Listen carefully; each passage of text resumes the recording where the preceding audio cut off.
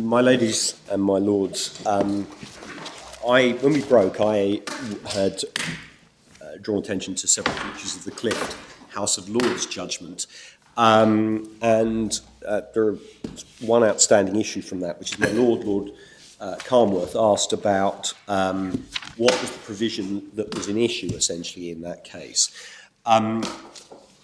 If one goes to page 617 in memory of volume 1. And it seems to be most clearly set out, funnily enough, in the European courts. Yes, well, it's also obviously, as my lord will have now perhaps worked out, I was going to take to the House of Lords, it's a slightly complicated situation in the sense that one could either say it was the primary legislation, because it was the primary legislation that reserved the right to the Secretary of State to make decisions, but one then had the transfer of functions order, which was what effectively removed the role of the Secretary of State in terms of prisoner service. I saw it at page 643, where the European Court of Human Rights set it out very clearly. Yes. And it's really the Parole Board Transfer of Functions Order. Yes, exactly. 1998, which sort of... So it's a fairly clear-cut situation. You've got these people who are all basically in the same situation, and yet in relation to one category, the over 15 years, the subsidiary legislation says, well, there's a discretion there, and the others there's a duty. But, my lord, the reason why we would say, obviously, just in summary, in answer to perhaps the point my lord is perhaps implicitly putting to me, of course here, and it's why the point my learned friend made about how there is essentially a situation where extended sentences are between life sentences and determinate sentences. One has a situation where offenders appear before criminal courts if they are... they may be co-defendants, they may have committed exactly the same offences, but they can be treated they can receive different types of sentences, and that has very significant impact, and that's why we would say... No, I see that, but I mean, I was trying to fit it in to what the court says at paragraph 60 on page 653, where they say, in the present case, the applicant doesn't allege a difference of treatment based on the gravity of the offence, but one based on his position as a prisoner serving a determinate sentence of more than 15 years. And so that's focusing very much on the fact you've got this transfer of functions order, which in relation to his particular category, turns it into a discretion. But one needs to remember as well, of course, my lord, it wasn't just the 15-year cut-off. Discrimination was found on two grounds. One, in relation to the comparison with people people serving less than 15 years, but secondly, in comparison with lifers. I mean, the issue in Clift was that lifers were also in the position of having their release determined by the parole board. Mm. And so, my lord, it wasn't just this 15-year cut-off that was in the transfer of powers order. It was also the fact that under a different piece of legislation, lifers had their release decided by the parole board as well. The main focus, though, just looking at the paragraph 3, is on the former point, namely the straightforward comparison between less than 15 years and 15 years and more.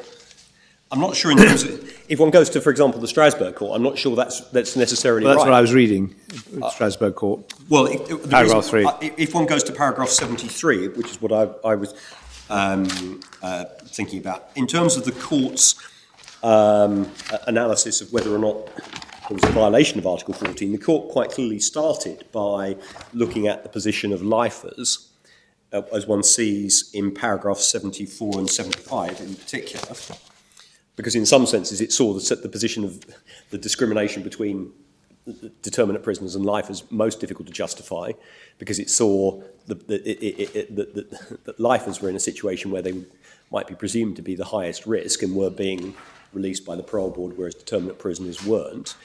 And then at 76 and 77, the court goes on to look at the position comparing over 15 years and under 15 years. Yeah. So,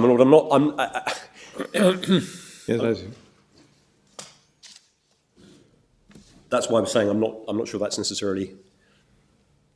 No.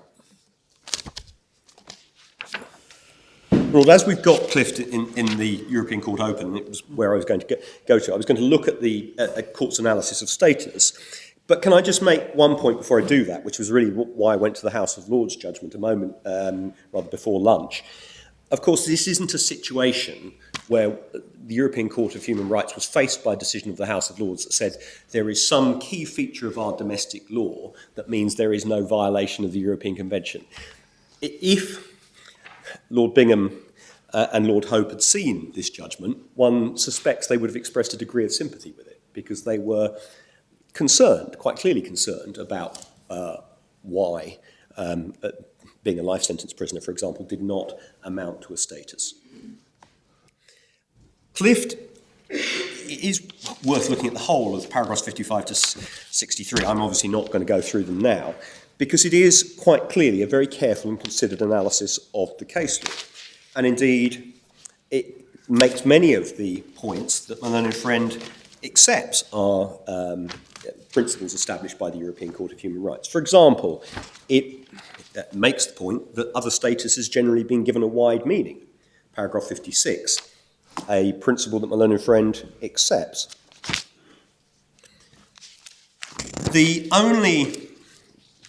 only point in it that my learned friend takes issue with is the extent to which status must exist independently of the treatment.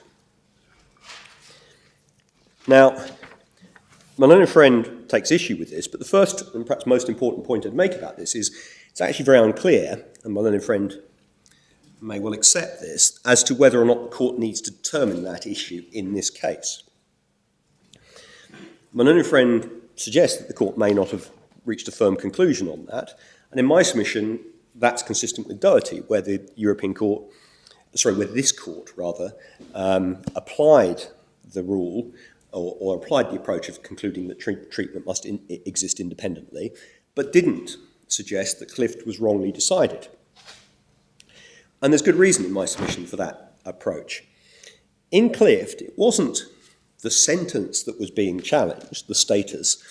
It wasn't the status of being a prisoner serving more than 15 years that was being challenged. It was an aspect of what flowed from that. In contrast, in Doherty, what was being challenged was the IPP sentence itself.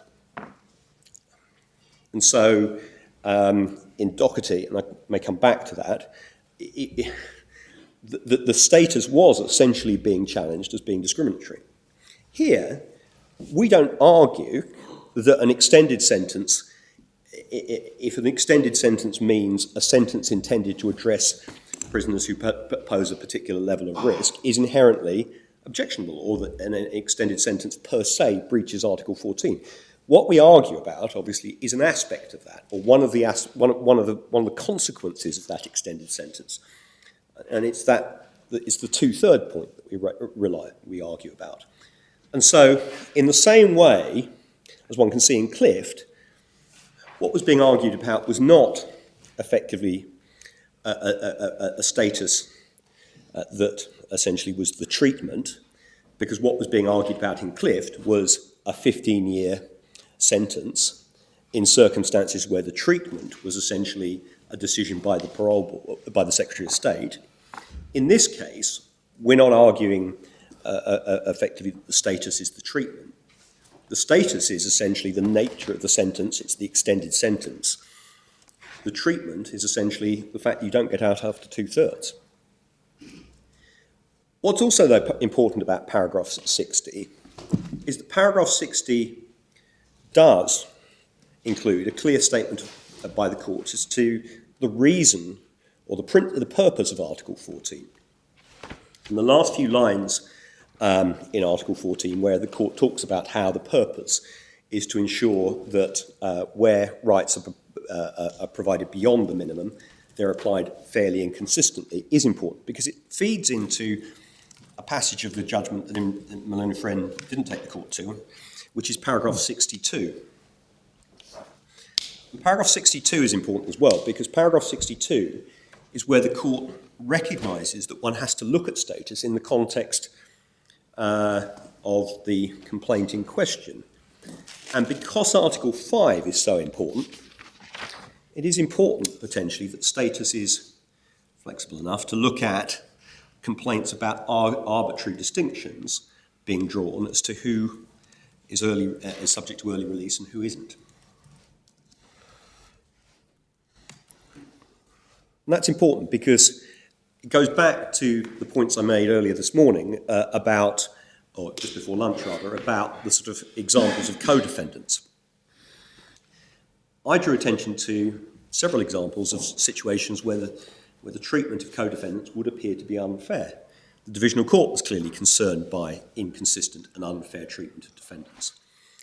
And it would be odd if the European Convention had nothing to say about that.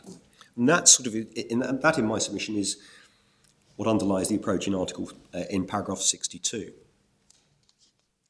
Finally, can I just draw attention to, because it's it's part of my learned friend's argument, the court does obviously deal with Gerger at paragraph 61.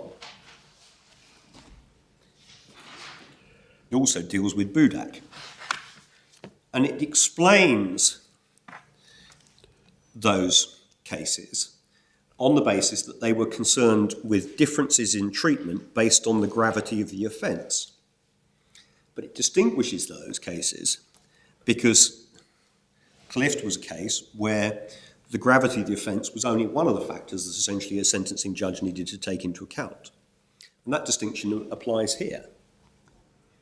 Here, the sentencing judge isn't simply concerned with the gravity of the offence. They are concerned with risk, as one's seen.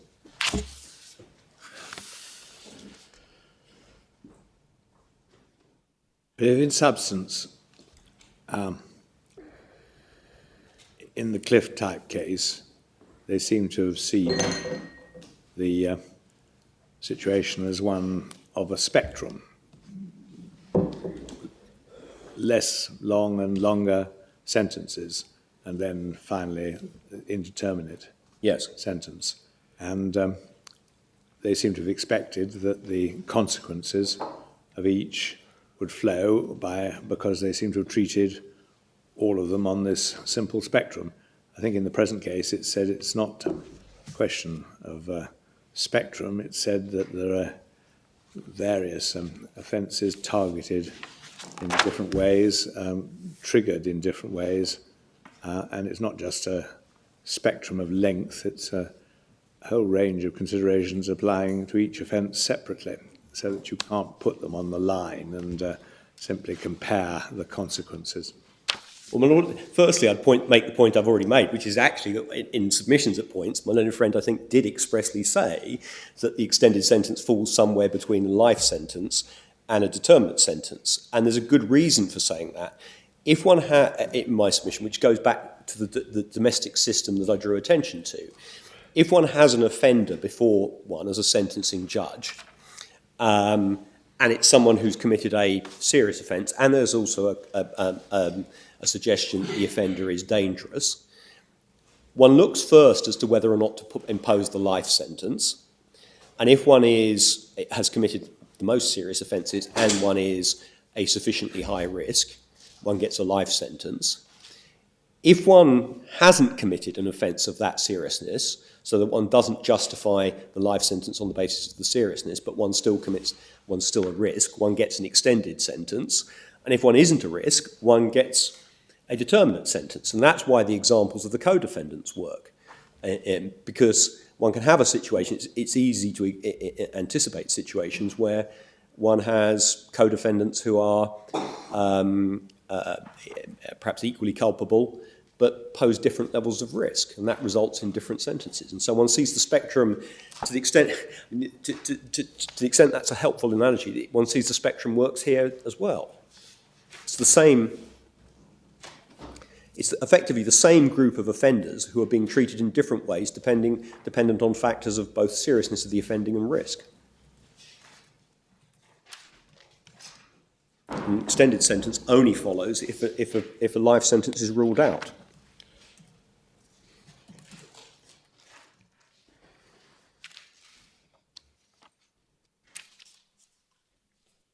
Can I add to that? We would certainly say that to the extent there was any suggestion Cliff shouldn't be followed, Cliff should be followed. It's been applied in a range of cases. One's already seen how it is applied as one of the authorities generally in relation to status as indicative of the principle that treatment shouldn't be treatment need not be innate. It's been in response partly to the request of my Lord Carnwath this morning about Paulick, which my learned friend has helpfully obtained. We also looked at cases citing Paulick as a sort of interesting diversion over lunch, and Clift has been cited as authority for the principle that the type of sentence is a status.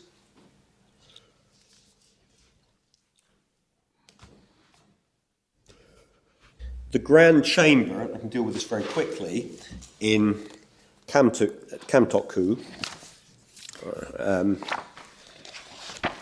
which is at volume 5, tab 57. Sorry, the reference, I was getting ahead of myself and trying to speed up. The reference to Clift as being authority for the type of sentence being a status is page 973 of Hode. Oh, is it Hode? Yes. Not Paulick. No, Paulick, we don't. I couldn't find anything in Paulick that would Paulick, help we you don't with think that. case, Yes. But when looking for Paulick, we found Hode, or while looking at how Paulick had been applied, rather, we found Hode, and it's paragraph 46, which is page 973 of the report. The second last line of that paragraph, where the court talks about how other statuses includes the type of sentence imposed. See, footnote 17 is the reference, and that's a reference to Clift.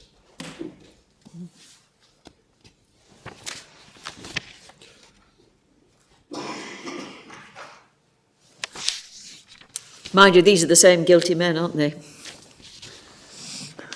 Well, at least Garlitsky and Bratzer. Yes. Yes.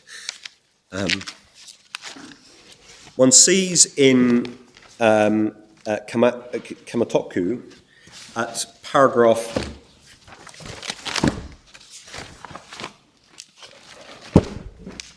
which is at, I think, volume 5, I indicated, tab 57.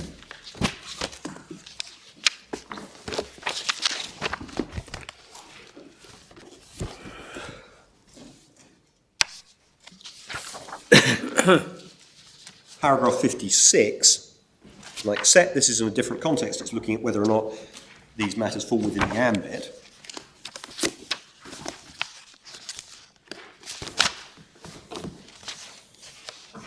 The court cited Clift's principle that discrimination in terms of settled sentencing policy can violate Article 14. Suggesting in our submission that a type of sentence, because that's what's likely to govern sentencing policy, can amount to a status, because if it didn't, one would have difficulties applying the principle. One also has, as my learned friend touched upon, cases such as Barr. I mean, you're not coming back to Paulick? No, because I accept Paulick's a case where it appears that other status was assumed. Yes, so it doesn't really support the proposition that it was paid in aid for in Clift. Well, the European Court, to be fair to the European Court, noted essentially that didn't suggest it had been decided in that case, but noted if Paulick was correctly decided, that must be the implication. That's what I would say. But as I've already indicated, in some senses, I'm not focusing on that. Because we would argue that if in Clift the treatment was independent of the status. Yes, that's your point. You're not challenging the sentence, you're challenging the treatment or the implementation of the sentence. The implementation, what follows from the sentence. I see that. Yeah. Can I also just indicate that we would say Clift is also consistent with a line of authority or an authority that my learned friend touched upon, Barr. Give the court the reference, which is the immigration status case. It's volume 4, tab 44, whereas my learned friend indicates it was accepted immigration status can be a status. The reason for that, though, is important, which my learned friend didn't draw attention to, which is at paragraph 46. It's actually, it's to it. It's at memory stick 1646.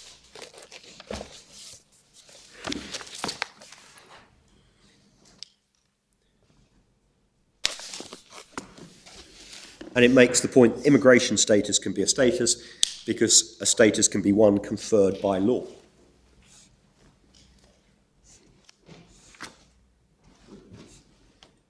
That's important because, of course, when one looks at the type of sentence, this is a status conferred by law. It's not about what... It's a status that essentially arises because a judge in court has imposed it.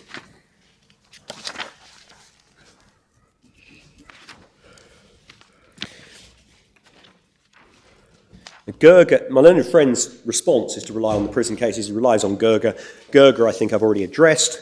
It was distinguished in Clift, and it was distinguished for good reason, because the situation in Clift, as is the case here, was not simply concerned with the nature of the underlying offence.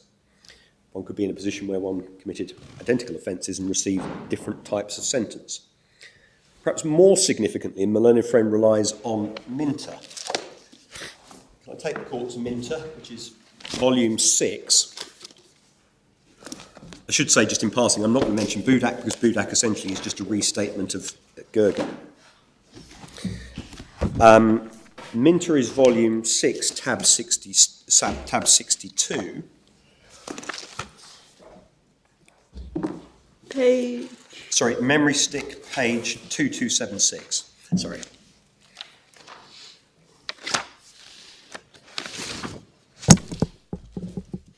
Which in one sense is the most recent word from the European Court on sentencing.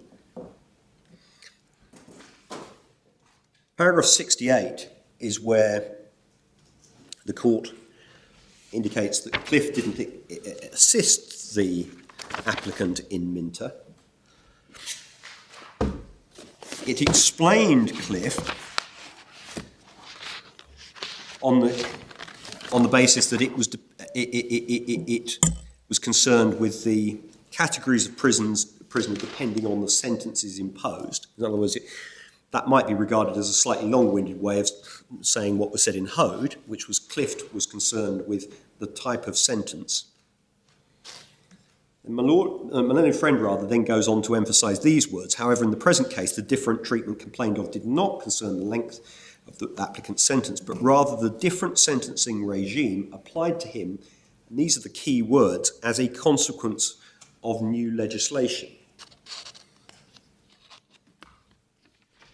So what the European Court, in my submission, was focusing on there, which is consistent with its citation of Massey, is the fact that the fundamental complaint in Minter was that there'd been a change in the sentencing legislation. It was a change because Parliament had effectively changed the regime.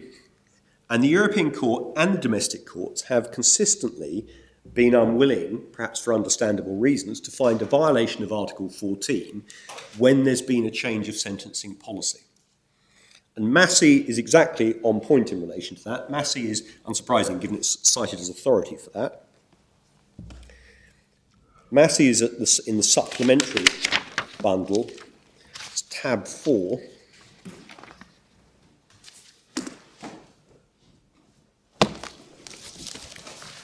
Memory stick, page 87. Roman numeral 4. Paragraph number.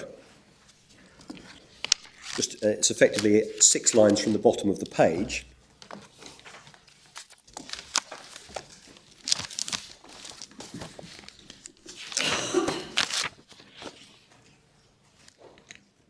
And sees the court saying, the court considers that no discrimination is disclosed by a legislative measure being prospective only or by a particular date being chosen for the commencement of a new legislative regime. Now, a couple of points I'd make about that. Firstly, it doesn't actually say whether or not that's being decided on the basis of status as opposed to there being a justification. But secondly, all that demonstrates is that the authority, such as Minter, that my learned friend places significant weight on, consistent with Doherty, essentially, have made it very clear that the European Court, unsurprisingly, is not going to intervene generally if a state changes its sentencing practice. Every system updates its sentencing practice from time to time. The fact that one was sentenced under the old regime can't necessarily be a ground for complaint. There might be complaints, obviously, under Article 7 in particular circumstances, but generally there can't be a ground for complaint, certainly not under Article 14. But that doesn't assist in this circumstance, as I say, because we're looking at a situation where offenders who commit an offence on the same day, sentenced in court on the same day, are potentially treated differently in relation to early release because they are in this middle category. So it is simply about the type of sentence. And nothing in the authorities that my learned friend has indicates that the European Court has changed its basic position, identified in Clift, restated in Hode, for example, that type of sentence is a status. The final authority on status I probably need to address is Doherty, which is at Volume 2, Tab 20. Now, the key paragraph, as my learned friend drew attention to, is at memory stick 1004, 1004, paragraph 63, tab 20.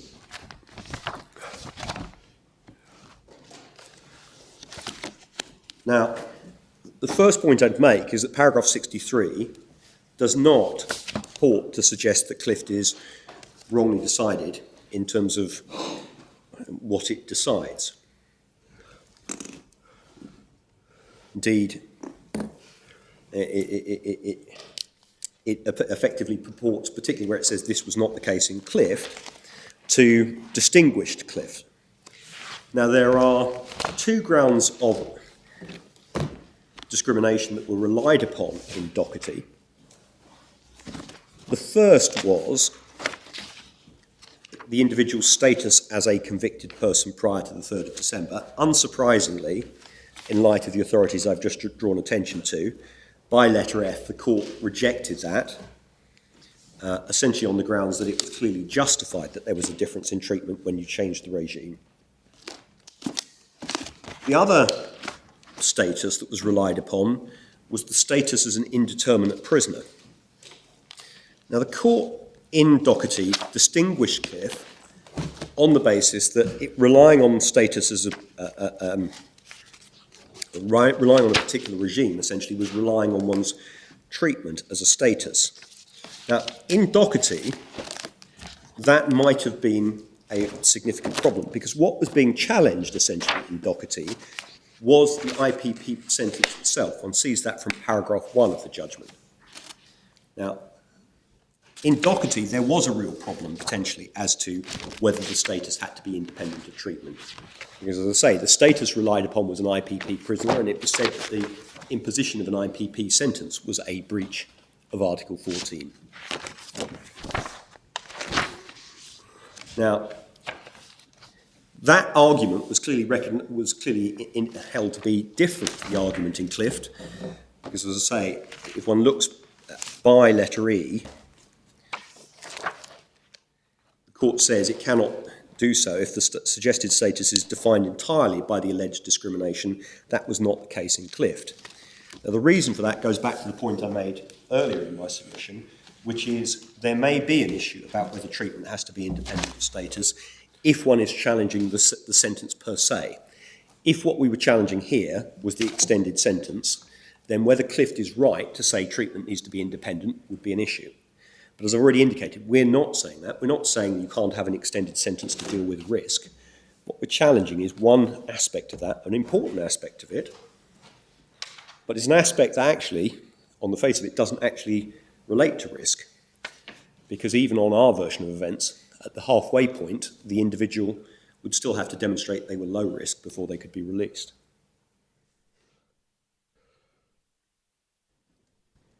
And so, if Doherty is right to distinguish Clift on the fact of its case, we are on the right side of that distinction in our submission, because we're not challenging the sentence per se.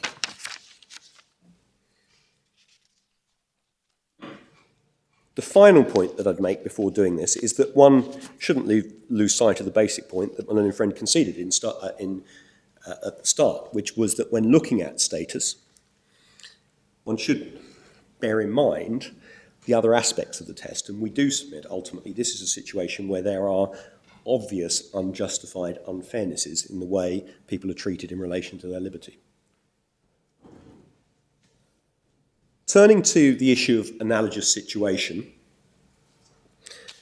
that again obviously was addressed in Clift, and Clift helpfully in our submission sets out some basic principles that need to be applied. If one goes to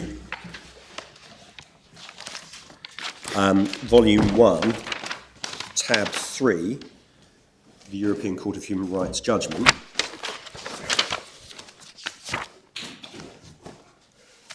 it's memory stick, page 654.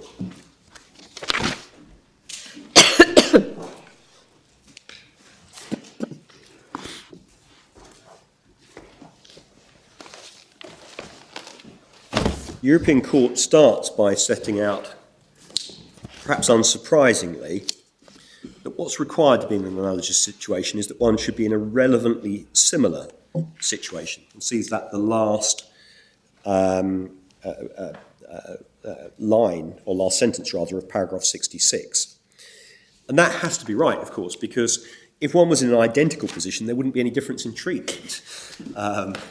And there will always be differences between two groups. The court then, interestingly, because it sheds some light on what's meant by relevantly similar, looks at effectively the way in which early release works, and indicates essentially that where one's reached the time when one is detained on grounds of risk, which was the case in Clift, the risk assessment doesn't depend on whether one's a life sentence prisoner, for example, or a prisoner serving more than 15 years of a determinate sentence. And the reason why, in my submission, the court looked at that was that it looked at essentially what was in issue in the case, which was the fairness of the procedure, and concluded essentially that both groups had the same interests in what was in issue in the case. Because risk assessment was ultimately an issue in both groups had the same interests in a fair procedure to assess risk. Now that submission, in my submission, is consistent with what in many respects is the complete answer to my learned friend's arguments in this context. The difficult to pronounce Kamtoku case again. If one goes to volume 5, tab 57,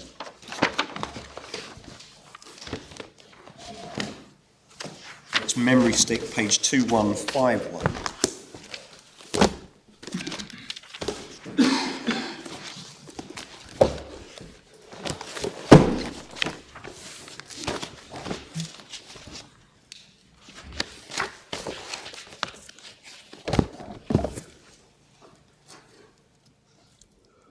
One sees the court saying, in terms, the applicants were given life sentences, whereas female or juvenile offenders or an offender over 65 or others convicted of the same or comparable offences would not have been given a sentence of life imprisonment because of the explicit statutory prohibition.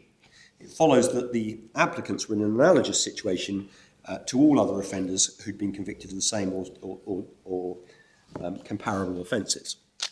In our submission, that's not a surprising conclusion, because where one has people who've committed the same or comparable offences, unsurprisingly, they have the same interests in being released as soon as they can, essentially. The example of the co-defendants given by the divisional court demonstrate how people have the same interests. So in our submission, it's unsurprising, essentially, that in those circumstances, prisoners are treated as being in an analogous position.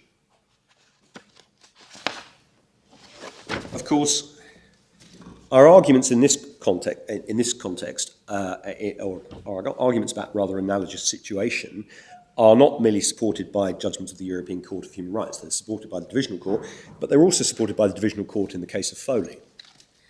And Foley is not an authority that the court has gone to so far, but it is important because it was a divisional court presided over by the most recent Lord Chief Justice, but considered in many respects a similar issue to the issue that arises in this case. The issue in Foley was whether or not there was a breach of Article 14 when the release test applied to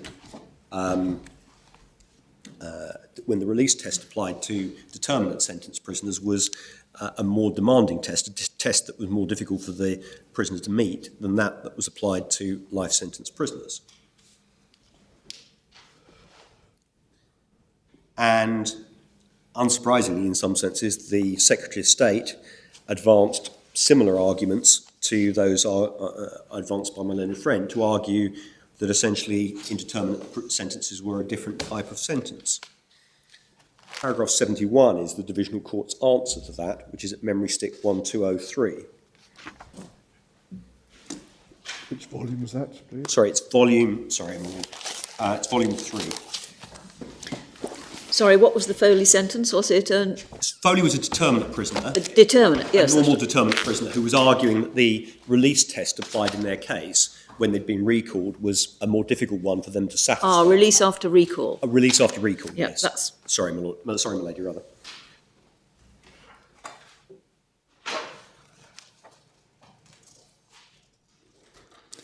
When that applied to life sentence prisoners after recall? Well, at release or recall, because it's the same test at release and recall. The difference was that at the relevant time, and this has changed, which is why this issue has never gone any further than divisional court level, at the relevant time, the test applied by the parole board in determinate cases effectively focused on the risk of any offending. If one was going to, for example, shoplift, that could justify the recall of a determinate prisoner. For a lifer, it had to be risk to life and limb. And the divisional court reached a conclusion very similar to that reached by the divisional court in this case, in that they concluded they would have allowed the Article 14 arguments, but for the fact that Clift was binding in relation to status. But again, dealt with some of the arguments, and in particular dealt with the argument that determinate prisoners and indeterminate prisoners weren't in an analogous situation because of the different features of the sentences. And that was where are we looking? It's paragraph 71, my lord, 1203, memory stick 1203. And one sees unsurprising echoes of my learned friend's arguments, the sort of argument that effectively determinate prisoners always have benefits, such as the fact there is a finite limit to their sentence. But the court rejected that in terms, very similar to terms of the judgment in this case, essentially on the basis that in reality a determinate sentence is a mixture of a period of custody followed by a period where detention can only be justified by reasons of risk. Now, my learned friend's response essentially to this judgment and the judgment of the divisional court in our case is essentially twofold. He says, firstly, the divisional court was wrong to conclude that determinate sentences involve a punitive term followed by a period where detention is justified by risk. The first point I'd make goes back to a point I made just before lunch, which is, if that's right, one has the fairly fundamental point that determinate prisoners are receiving double the sentence that most life sentence prisoners receive. Which is why that was such an important part of my learned friend's written submissions. But secondly, in my submission, there is a fundamental difference between, for example, release on home detention curfew and automatic release in the context of a determinate prisoner. Where a determinate prisoner is released automatically, the current status, and I don't see this as being in dispute from my learned friend's written submissions, the current position rather is that the prisoner can only be recalled if they pose a risk. And it's essentially the same risk as would justify a lifer, the recall of a lifer. That was decided it was decided essentially in King, which is in the supplementary volume of authorities at tab 2. I don't think we need to go to it. I'll give the reference just in case my learned friend takes issue with this. It's supplementary tab 2, page 27, paragraph 27, which makes it clear that the parole board, following the recall of the determinate prisoner, applies the statutory test that's applied by the Secretary of State, and that is exactly the same statutory test as is applied by the parole board when in the context of a lifer.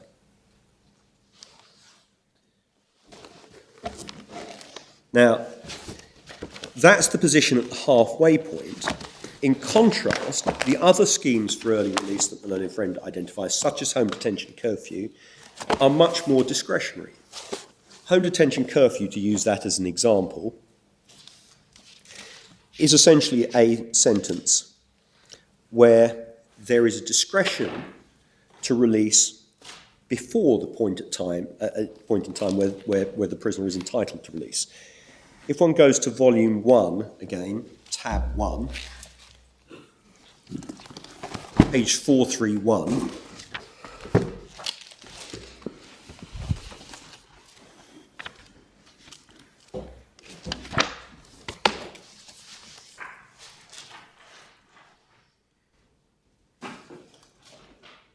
one sees at section 246, it's memory stick page 431, I think, I don't remember if I mentioned that.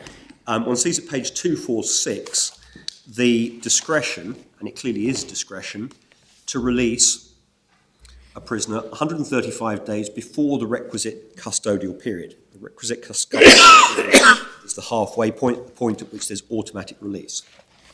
Now, it's quite clear from the use of the word may, that is a broad discretion. It's not risk-related.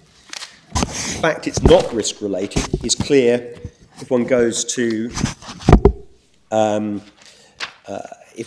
the provisions governing the recall, essentially, of a prisoner who's on home detention curfew. That's at memory stick page 444.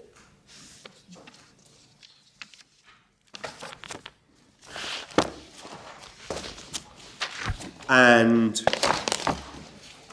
one sees at section 255, the recall of a prisoner on home detention curfew is permitted, for example, where the prisoner can't be monitored electronically. That's at section 255(1)(b). So, if, for example, a prisoner lives in an area where there isn't, for some reason, mobile phone coverage, because I think you need mobile phone coverage. I understand for attack. I may or may not be right about that, but one hasn't got the relevant technical connection. You need some sort of connectivity. You need some sort of connection to be able to monitor what's going on. The prisoner may be absolutely... If you move to the top of the Yorkshire Dales, maybe you can't. Yes, and the prisoner may be absolutely low risk, but they can be recalled for reasons unrelated. So one sees that the home detention curfew, to use that as an example, is a system that is unrelated to risk. It's not a situation where the prisoner has a right to be released because they're low risk.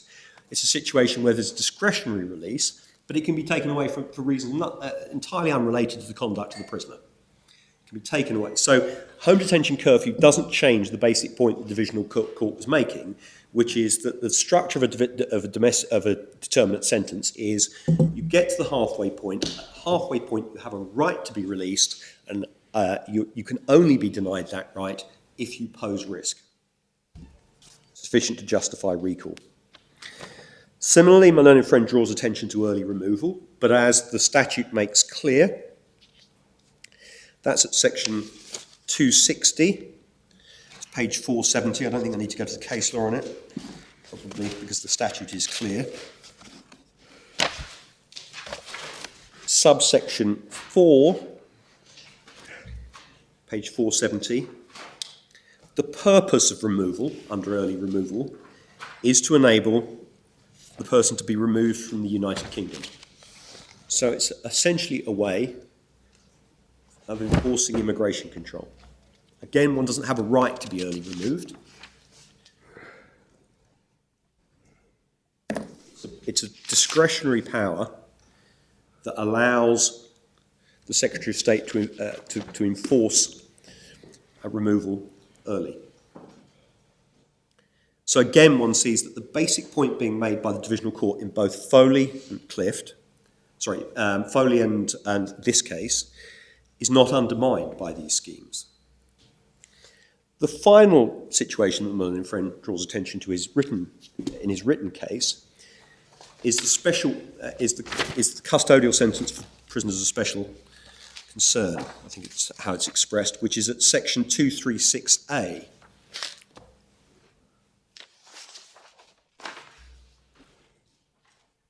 Now, that's at memory stick page 415.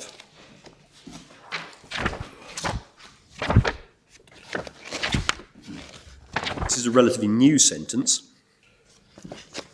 It consists of what's described as the appropriate custodial term and a further period of 1 year on licence.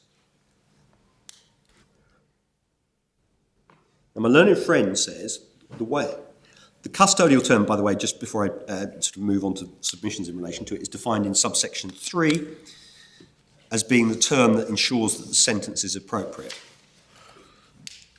Now, unsurprisingly in our submission, the way in which the Court of Appeal has applied this sentence, and we've given an example of this in the supplementary bundle, it's the case of Fruin, which is supplementary tab 1, and the relevant paragraph is paragraph 29, but there's no dispute, I think, from my reading of my learned friend's written case. The way in which this is applied by the Court of Appeal is essentially that this is a further form of extended sentence. It's a sentence essentially where 1 year licence is added on to what otherwise would be your prison sentence.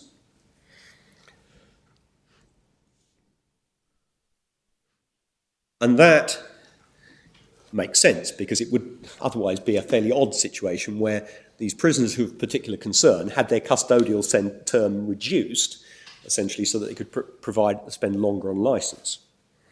My learned friend says essentially in his written case that the Court of Appeal has misunderstood that, and that essentially what one should do is reduce the overall custodial term so that the overall sentence reflects what would have been imposed otherwise. If that were correct, that would represent a departure from the idea that release occurs potentially at the halfway point. But if we're correct, which in our submission is entirely consistent with the Court of Appeal's approach and common sense, if we're correct, then this sentence does not represent a departure from the halfway point, because prisoners who are subject to this sentence can be released at their halfway point. When I say halfway point, I mean half the appropriate custodial term. Well, the sentence... What does subsection 2 mean? Were you having the same problem? Sorry, subsection 2 of 236A. Yes. As I read... What is the sentence of imprisonment? Is it the total, which is what it says, but all but 1 year of that is imprisonment, and maybe early release. The further period of 1 year is for which the offender is to be subject to a licence. Well, it may be worth, because there is similar language, unfortunately, in relation to extended sentences. Yeah. If one goes back to page 407, subsection 5 governs extended sentences, and one sees again there, an extended sentence of imprisonment is a sentence of imprisonment, the term of which is equal to the aggregate of the appropriate custodial term. So it's effectively borrowing the structure from that used in extended sentences. It is not easy language, but I think everyone, certainly in relation to extended sentences, has always understood that the appropriate custodial term is effectively what would have been the determinate sentence but for the extension period. And then you add the rather curiously short period of 1 year under 2. You add, yes, it's a sort of, might be described as an extended sentence light, essentially. Yes. That's how we would understand. When are you entitled to automatic release under this regime? You're entitled to release, essentially, it's not automatic release, but you're potentially entitled to release at the halfway point. The release provisions are section 244A. Isn't it half Which the is appropriate 4.3. custodial? Exactly. So it could be, if you take a 3-year total, at the 1-year point. But if you 2 plus 1, half of 2. If you read it as effectively an extended sentence light, which is how the Court of Appeal have been applying it, then you're in your custodial sentence is what would normally be your determinate term. So it's a 2-year determinate sentence, essentially. You're entitled to apply to the parole board at the 1-year point, and you then, and so it is in sense, if the Court of Appeal are correct, it's still, I may not have helped the court by going down this line, but if the Court of Appeal are correct in their understanding of this, that this is essentially an extended sentence light, where it's a normal determinate sentence with an extra year of licence added on, then in terms of the normal determinate sentence, you're entitled to apply to the parole board at the halfway point. Yeah. So What's puzzling my lord and me, Yes. I believe, is that the whole is described as a sentence of imprisonment, Yes. even though, subject to the recall provisions, either 1 year or 4 years of it cannot be served in prison. Yes. Well, it can That's be. the thing that's puzzling me. It can be if you obviously. Obviously, if you're on licence and you're recalled, but Yeah. subject to recall. But the reason that your attention. Puzzled by who thinks up these things. But Well, it's above my pay grade to answer that question. But anyway, but in terms of the same language is used in terms of the extended sentence, and that's why we've drawn attention to the sentencing case law.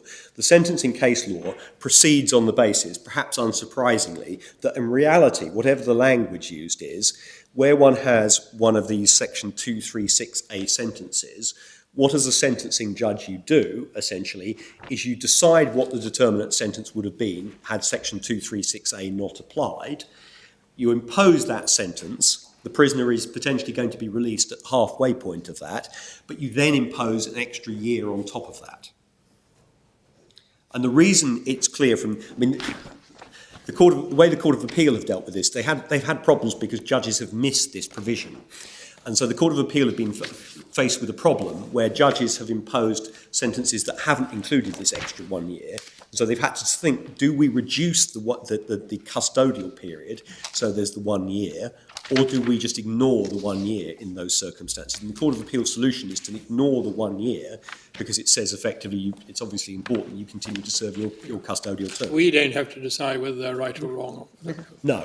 The only reason it comes up is my learned friend relies on it as an example of a departure from the halfway point. It's only a departure from the halfway point if the Court of Appeal are wrong, and what one should be looking at is the overall sentence. It's very, you would say, a very narrow and specific provision. Which Yes. is very effective argument. Yeah.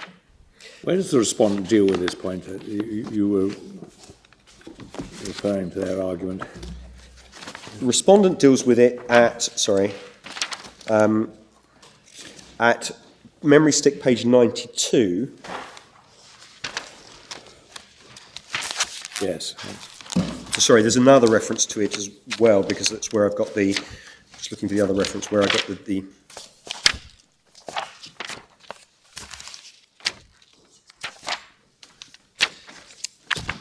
yes.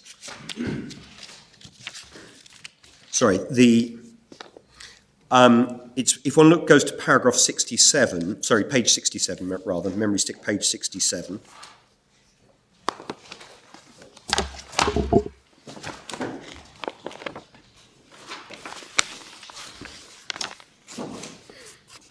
Yeah. One sees paragraph 26 is where, footnote 26 is where the respondent takes issue with the Court of Appeal authority in relation to this.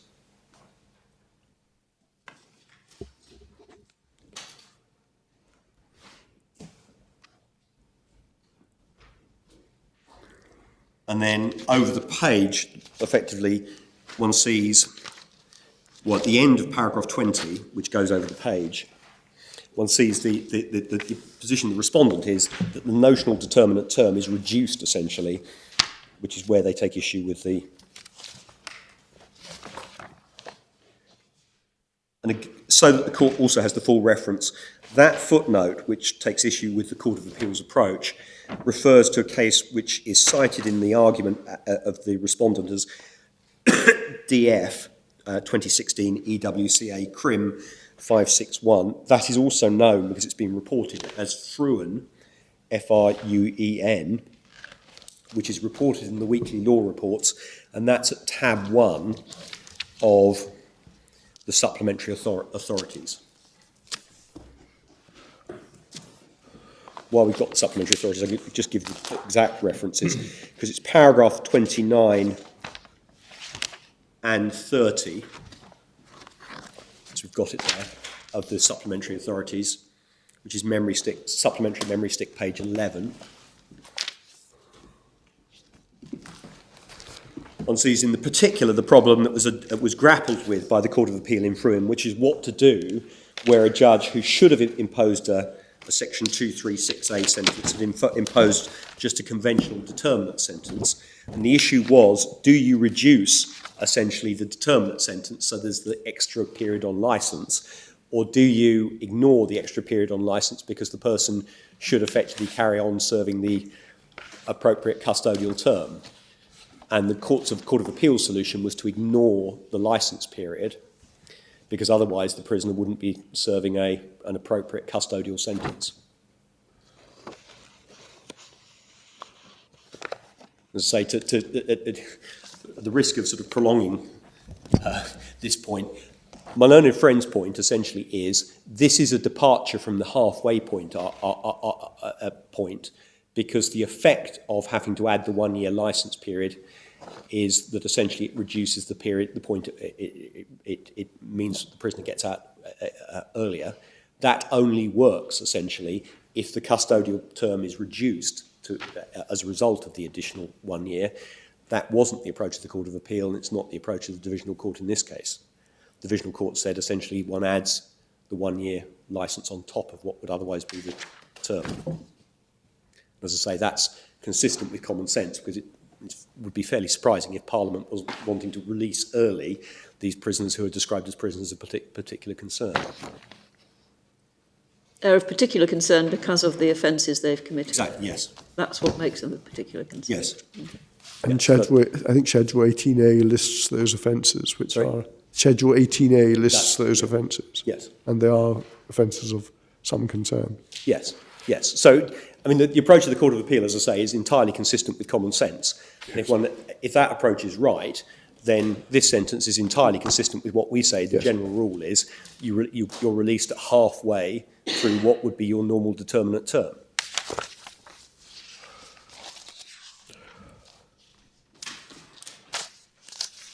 The other departure my learned friend relies upon, essentially, is to say not only are determinate prisoners sometimes released early, I think you've addressed that, he also says lifers are sometimes released late. But of course the reason lifers are released late is not because they're serving an increased penalty, other than possibly the exceptional Rossi type case. The reason they're being released late is because they haven't been able to demonstrate their low risk. And all we argue for in this case is that prisoners should be, who are serving extended sentences, should be treated in an equivalent way, given that opportunity to demonstrate their low risk. Of course, all that I've just said about analogous situation needs to be viewed in light of justification, because, as my learned friend correctly accepts, there is a considerable overlap between the two issues. Clift, in our submission, and I don't think this has been challenged, makes it clear that in general, if one's going to have a harsher release provision, one needs to justify that on grounds of risk, essentially. If one goes to Clift in the European Court of Human Rights, tab 3,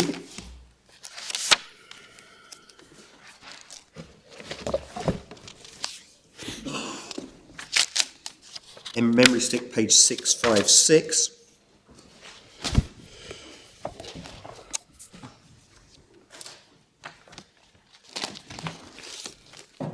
the reason why it was held that there has been a breach of Article 14 in relation to the comparison between when rather the prisoners in question were compared with lifers, was that it was reasonable to assume lifers were at least higher risk rather than the determinate prisoners, and yet they were subject to a harsher regime in one respect.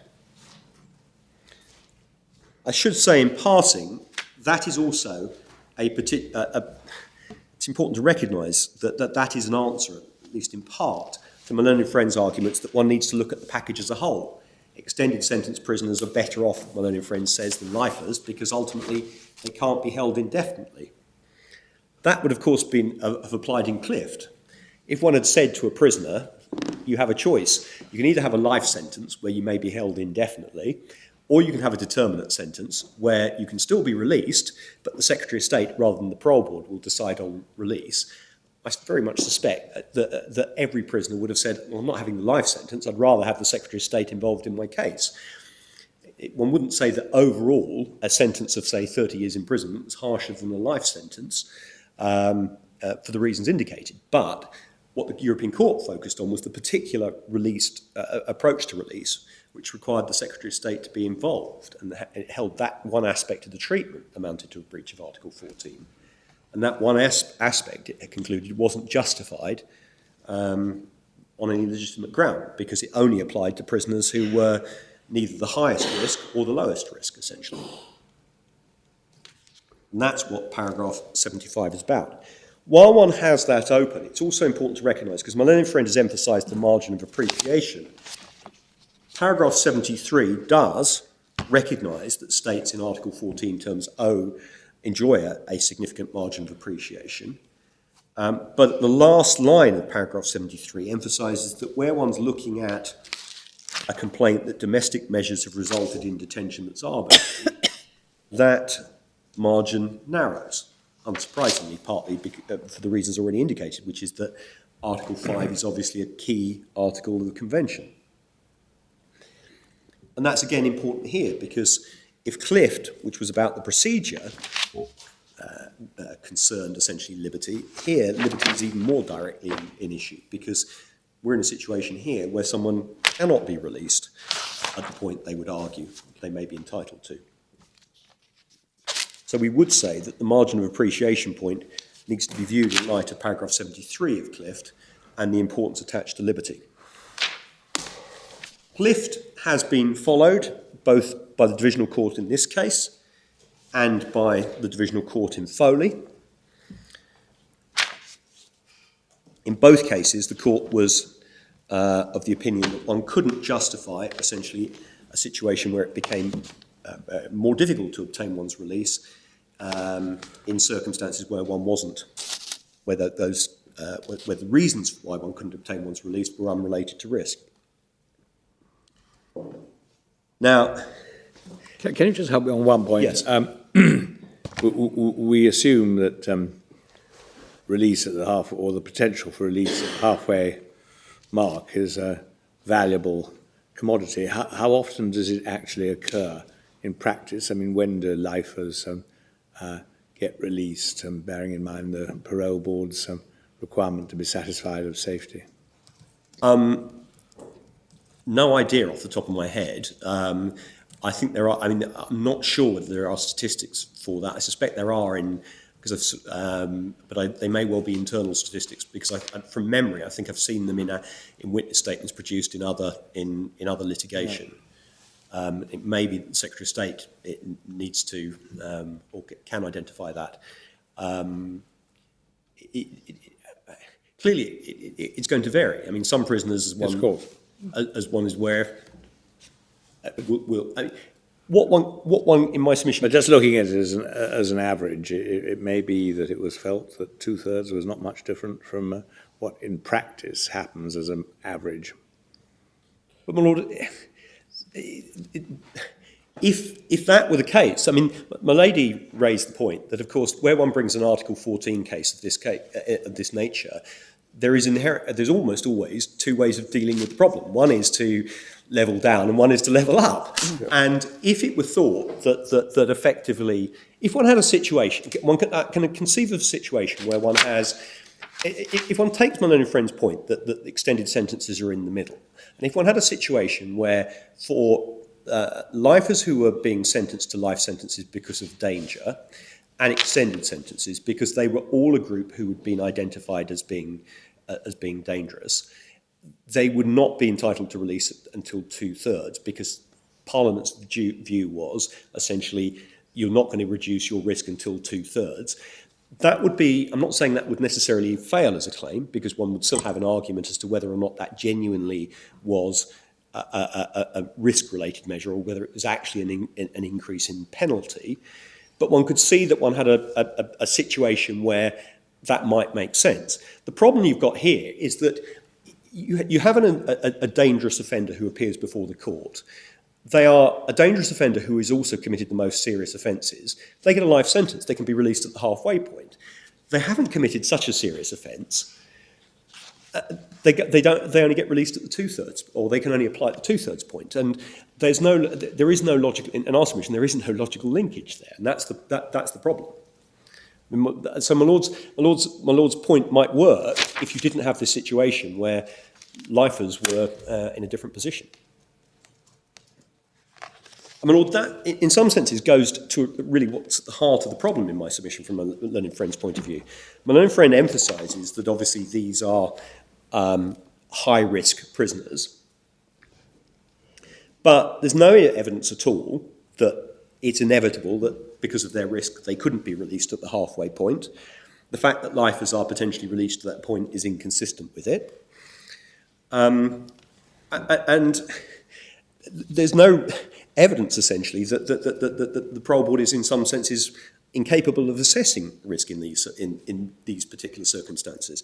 And as I say, one is in this slightly odd position where actually there are two groups who may well pose equivalent levels of risk, but they're treated very significantly differently.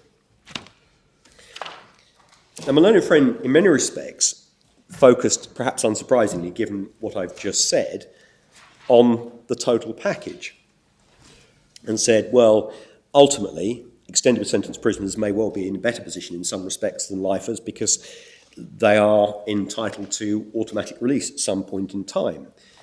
But in Clift, in Foley, in the divisional court in this case, all of those courts have consistently adopted the approach that one can look at parts of the package. And the reason for that, in my submission, is obvious, because although for some prisoners, the fact that there is automatic release at some point in time is a real benefit, for other prisoners that might not be seen as a real benefit because those prisoners may believe that, rightly or wrongly, that they're going to be able to address their risk. That is why you have these cases, these slightly bizarre cases, I'd accept, of prisoners going to the Court of Appeal and saying, I'd rather have a life sentence, because they are presumably prisoners who regard themselves as being prisoners who are in a position where they can make the progress they need to make and demonstrate their risk will reduce. Is the package argument that Mr. Eady advanced a new argument, or was it advanced in the earlier cases? It was advanced in the earlier cases. It was advanced in the earlier cases. Yes, I drew attention to it in Foley, and my memory in the divisional court in this, my memory is that it was advanced in the divisional court in this case, but when I say that, I'm saying it from memory. But certainly in Foley, I drew attention to the package earlier, where under the context of analogous situation, I accept, the court considered this very issue. It was... Yes, but I mean, if it is used, while there is an overlap between analogous situation and justification, was it advanced as an argument for justification? I.e. that because there were separate packages, it wasn't arbitrary. Can I just have a look, if I can... Because that seems to me, I may be wrong, but that seems to me the argument that is being, the principal argument on package that's being advanced today. Can I just look at Foley? It's volume 3, tab 28.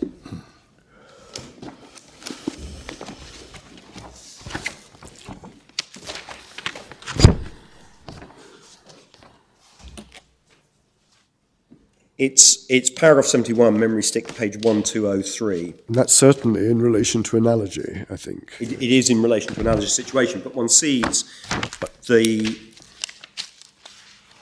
in the middle of that, an acknowledgement that the offender serving a determinate sentence has the benefit of a finite limit. So that the package point was essentially... That then did feed into... The reason in my submission why that also does feed into justification in this context is that what essentially both the court in Foley and the divisional court in this case recognised was, and it goes back to a point I started with, my learned friend basically says, if you receive a determinate sentence, your sentence is the whole of your determinate term. The problem with that is it means that the determinate sentence prisoner receives effectively double the penal term that the lifer does. If one splits, as the divisional courts have in both these cases, both Foley and this case, the sentence, so that there is a penal element which is equal, it then becomes clear in my submission why one can't look at the packages, look at the sentence as a package, because the sentence actually consists of two elements. And the fact that you are treated better, perhaps, in relation to risk management, and risk management can't justify your your detention forever, can't be a justification for imposing a greater penalty.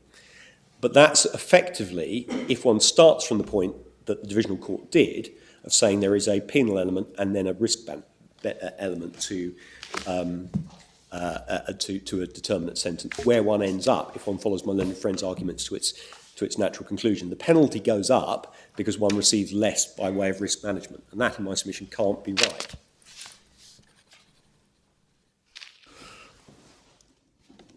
Because there is a fundamental. I can see my lord looking quizzically at me. Yeah. But I just try and put this in a different way. There is a fundamental difference between us, and it's why I started as to what is the penalty in a determinate sentence.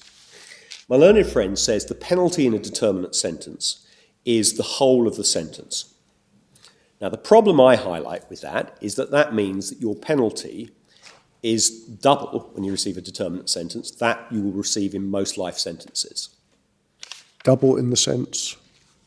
Because my learned friend also accepts the penal element of the penalty in your sentence, if you're a life sentence, is your minimum term. Well, you fix a term before which a punishment part. In Scotland, we'd speak of fixing a punishment part before which you cannot be considered for parole. Yes. Yes. But you're, using the English language, it's minimum term. And my learned friend says in his written case, because he needs to in my submission, that the penalty in a life sentence case is your minimum term. Now the problem with that, the problem with that is the point I made before lunch, which if that is right, unless sentencing practice for a number of years is completely wrong, the person who receives the life sentence receives half the penalty for the determinate prisoner receives. Yes, this arises because of the verbal analysis of the determinate sentence, the whole of it, as including penal elements, although we know perfectly well in practice that only half or so is likely to be served. Well, it also arises in my submission, which is why I started with this point, from the fact that as a matter of domestic statutory law, after the halfway point, you can only be held on grounds of risk, which are essentially the same as applying a life sentence prisoner. That was what I was going to ask you. Isn't the important question, why, if you are in prison, are you in prison? Exactly. And up to the point at which you're entitled to apply for early release, you're in prison because you have committed this particular crime of this particular gravity. Yes. And however low risk you are, you can't get out. Yes. I mean, there may be some sort of exceptional thing, like the home curfew or whatever, which enables you to get out. But you've certainly got no right to be considered to be got out. Once you've reached the point, whatever it is, you have a right to ask to be released.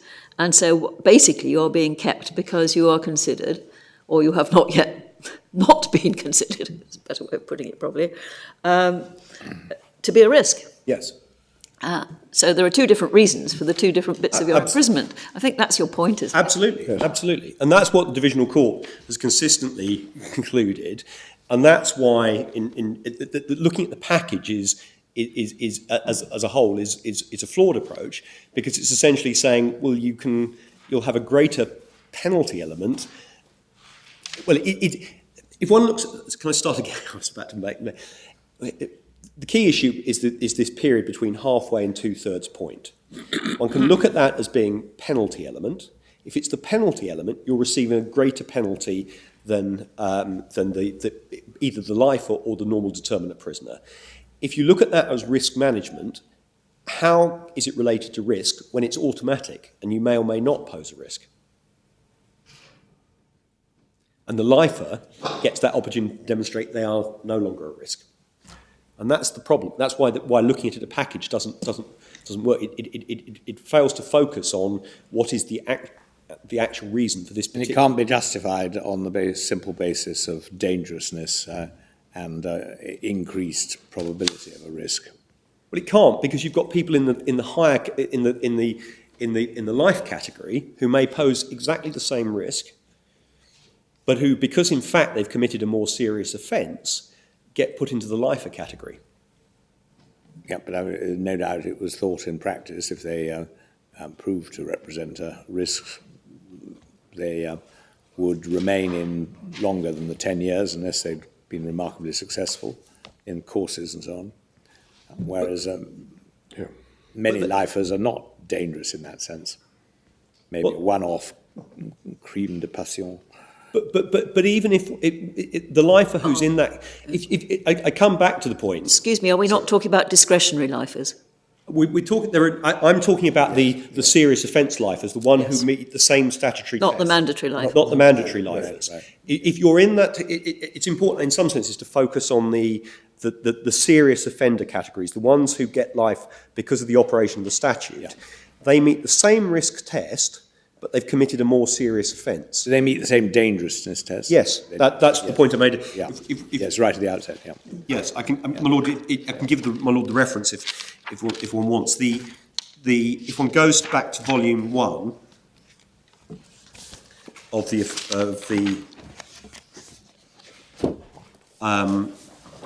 the authorities, it's tab 1, page 405. Section 225 is the life for serious offences, and this in some sense is the most important category because these are the most direct comparators. One sees life sentences imposed for where a person's committed a serious offence. It's defined out there. Significant risk. Yeah. And there's significant risk to members of the public from serious harm.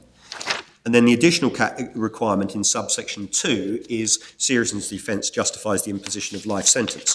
Now, if you're in a situation where you meet subsection 1b, but you don't meet subsection 2b, Yeah. you would then go on to the extended sentence provisions.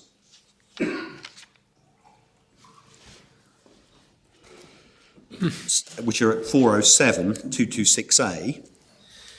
It applies to a wider range of offences because it's only a specified offence, not a serious offence. It may not matter massively. One has the same risk test. So if one's, say, met the risk test in the life sentence case but not the seriousness case, one meets it. The court is not required by section 225, which is the provision we've just seen, to impose a life sentence. So you haven't met the seriousness test. And one then has essentially conditions A or B, which are about the length of sentence that would otherwise be imposed. Or or the nature of the offence. But it's the same risk test. So one sees a group of people who, because their offending isn't serious enough to get a life sentence under 225, go into the extended sentence, but end up having their release delayed, potentially. But that's only one of the categories under the discretionary life sentence. And I think Mr. Eady says there's another category which doesn't have a dangerousness provision. Absolutely, but that's not a basis for... We've got to look at why lifers are treated differently. And within the lifer category, there will be this group who are very dangerous, who are as dangerous, at least as dangerous as the extended sentence prisoners. So one can't say, per se, the extended sentence prisoner group is more dangerous than the life sentence prisoner group. Could I just revert to the penal element argument Yes. again? You say that the penal element is until you're eligible for release, either through the parole board or automatically. On risk grounds. On risk grounds. Yes. And Mr. Eady says it's the whole of the sentence, Yes. on the determinate sentence, whichever type it is. Yes. Sorry, it doesn't say for a life sentence. It's the whole No, sentence. he doesn't. But No. surely the proper analogy would then be that it was for the whole of your life. But the problem with that is that that's been rejected. But that would be the logic of Yes. his argument, wouldn't Yes. it? Yes. Well, yes, but the fixing of the minimum term for indeterminate sentences is a comparatively modern addition to the life sentence on human rights grounds, I think. It is. Yes. But I mean, my Lord, I'm not suggesting, and this is why, I mean, Yes. in one sense, when one looks at Article 14, one has to look at, we are where we are in many respects. One has these, Yes. and one has to look at whether or not one's got into a situation where there are distinctions that aren't justified. Yes, but I mean, you started with an attack on the table in paragraph 77 in Mr. Eady's submissions. But and I say this with some diffidence because when I was involved in sentencing, it was under different legislation in a different jurisdiction. But certainly my understanding was that the part of the sentence justified by reference to punishment and deterrence that I gave was the actual sentence that I delivered, and the early release had to be ignored. Well, Why is that? Is it any different in England and Wales? well, can I just draw attention to two things? Firstly, under the English statutory scheme, the purposes of sentencing are set out at section 142. That's helpful, thank you. 142. 142, which is memory stick page 302. Thank you. Purposes of imposing a determinate sentence, and Protection. include the protection of the public. So it's not just, Yes. it's a range of factors. The second point is that certainly when I started, I drew attention to how in, for example, this legislation, where one is looking at a sentence that is a trigger for life sentences, the second offence, Parliament clearly recognised that when measuring the seriousness of an offence by sentencing, the minimum term is essentially the equivalent of half the determinate sentence. And it's the point I made about, I think it's section 224A, which is memory stick page 403.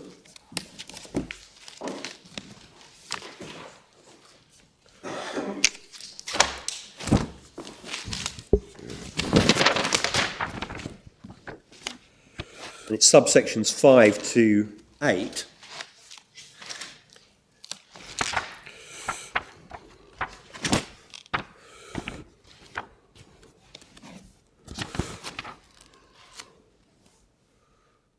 So could you give me the section again? I'm sorry. Sorry, it's section 224A, memory stick page 403. Yes. But the relevant passage is 404.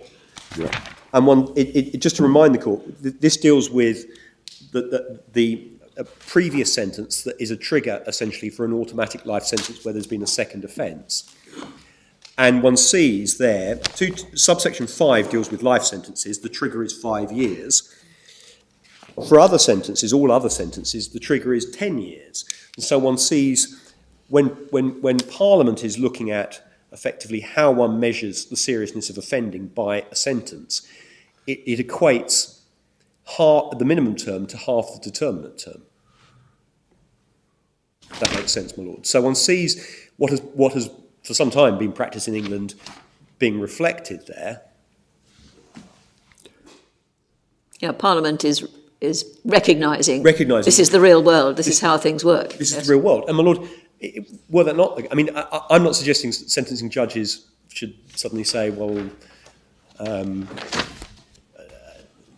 this is a package, etc., because that's not been the practice. But the reality is that the way our sentences are structured by statute is that there is a relationship between the minimum term and half the determinate term. And that reflects the fact that under the determinate system, one has a right to be released at halfway unless one poses a risk that would justify recall. Thank you.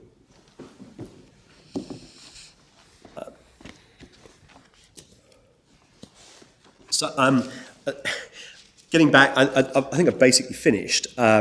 We do come back to the basic point that if one starts, as two divisional courts have now done, two very experienced criminal divisional courts have done, which is recognise the realities of the situation, which is that minimum term, essentially, rather determinate sentences represent a period where custody is mandatory, which is essentially the penalty, and then a period where custody is justified by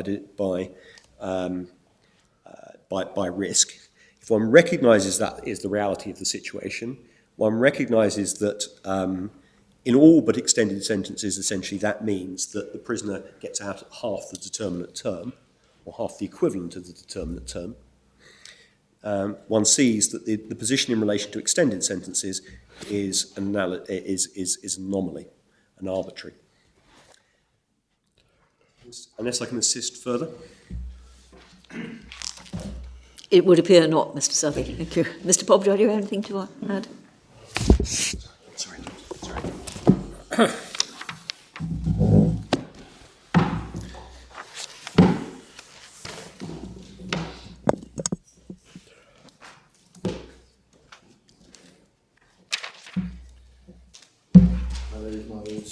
Other status, back to that, and I start with what now appears to be common ground in relation to at least one of my general principles, where there was a doubt as to whether or not in Cliff the European Court had actually taken a different view to the consistent position taken by domestic courts, which I've summarised as being the bootstraps point. In other words, whether you could self-create the other status by saying, in effect, that any status, and most statuses, almost all statuses, if not all statuses, will be conferred by law.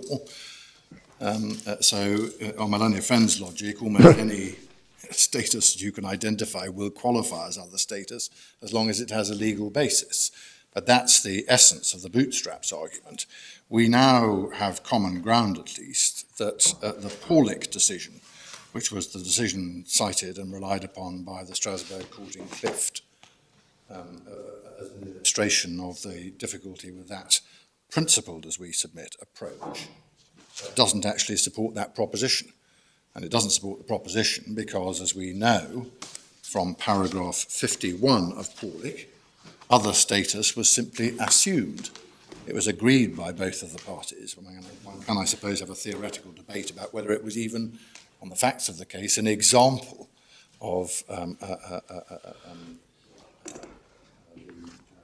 status being defined by the treatment itself, as it were. But the fact is that the case they cite for doubting it isn't authority for the proposition for which they appear to have relied on it. But Paulick, wasn't difficult, was it? I mean, you had a man who'd been adjudged by a court to be the father of a child born outside marriage, who was complaining that he could never get out of that, even if DNA had established conclusively that he was not the father, whereas if he had been a father who had that status by presumption of law, mainly by being married to the mother, of course, he would be able to get out of it.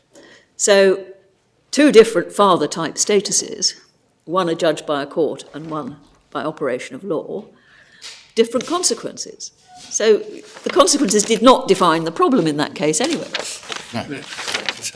So it isn't even, not merely was it assumed, but it wasn't even an example of the general proposition. I mean, very odd. If they hadn't accepted, I'd have thought in that case. True, but what my lady's intervention illustrates is it wasn't even a very good example of the thing for which they cited it. It's not subject to argument, but that's the position. And so far as that is concerned, on other status, that is quite important because the consistent approach, which is why I started with the general principles of our domestic courts, have included that amongst the other basic and core principles that I went through in opening the appeal. And so far as those core principles are concerned, the problem that this particular one leads to, in other words, the bootstraps problem leads to, is that subsequent to the Strasbourg decision, we have got the decision of the Supreme Court, unanimous decision of the Supreme Court in Doherty. And my learned friend took you back to that, and you'll recall that one of the problems that Lord Hughes had with the analysis was that in that case that was advanced was because it suffered from precisely the vice, the bootstraps vice. In other words, the very differences of treatment is being relied upon to create other status. And my learned friend's only real answer to that part of Lord Hughes's analysis within paragraph 63 of Doherty, bundle 2, tab 20, is to say, well, they were there challenging the very sentence, the imposition of the IPP per se, and so there isn't a particular problem with that reasoning. We're not doing that here, it said. The fact of the matter is that they are doing precisely that here. Our submission is that you need, when drawing comparisons and when determining whether or not there is other status and doing that comparison exercise which Article 14 requires, you do need to compare apples and apples and pears. So you do need to put all the similarities and all the differences in the scale and weigh them. And if you do it for that purpose, you have here got a challenge to the different packages, as I've put it, that apply to different types of people. So we do respectfully submit that on my learned friend's analysis, Doherty is a serious problem for him, flowing from the acceptance that Paulick isn't actually a good authority because it wasn't subject to a very good example of the breed, as it were. So that's what we say about that core principle and its consequences flowing into Doherty. Then still on other status, the final part of paragraph 61 was alluded to by my friend, returned to by my lady the President on a number of occasions.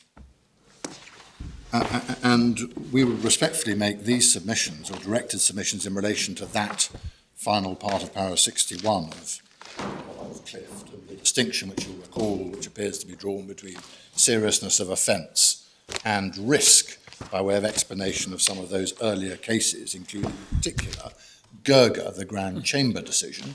Bear in mind this is fourth section analysing Grand Chamber in Gerger, and also Budak. But the first point I make about that second half of the reasoning, in second half of 61, that's reasoning, is that it is not, I respectfully submit, a coherent or tenable justification for distinguishing the Grand Chamber decision in Gerger and the section decision in Budak. And it isn't a coherent basis for distinguishing them because those courts did not proceed on the basis of that distinction. What they did instead was to draw a broader contrast based in particular on focusing on whether or not you were dealing with different regimes, different sentencing regimes or regimes that dealt with the gravity of different offences, but different structural regimes, in my language, different packages for dealing with different types of prisoners.